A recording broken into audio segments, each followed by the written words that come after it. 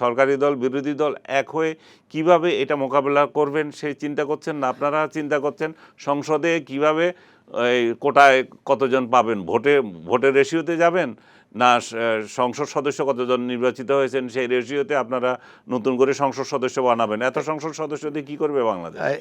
এ ব্যাপারে যদি মতৈক্য না হয় সরকারি দল ও বিরোধী দলের মধ্যে, তাহলে তো উচ্চকক্ষ আর হচ্ছে না।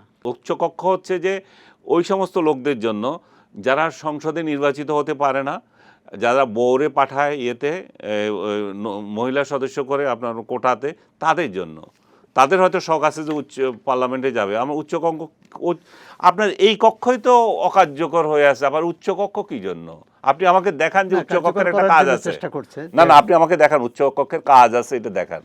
একটা হচ্ছে যে ক্ষমতার একটা ভারসাম্য থাকে। কি কোথায় ক্ষমতার ভারসাম্য? উচ্চকক্ষে যদি শুধু দলীয় প্রতিনিধি না থাকে, সমাজের বিভিন্ন শ্রেণী পেশার বিশেষজ্ঞ ব্যক্তি, জ্ঞানীগুণী ব্যক্তি এবং যারা যে বিষয়ে অভিজ্ঞ, এ ধরনের ব্যক্তি যদি উচ্চকক্ষে থাকেন, তাহলে এই রাজনীতিতে একটা ইতিবাচক প্রভাব ফেলতে তো তাহলে সেটার জন্য আপনার উচ্চ কক্ষ বানাতে হবে কেন? সেটার জন্য মহিলাদের জন্য যে কোটা দিয়েছেন আপনি, আরো 50টা পুরুষ কোটা দিয়ে দেন, হয়ে গেল।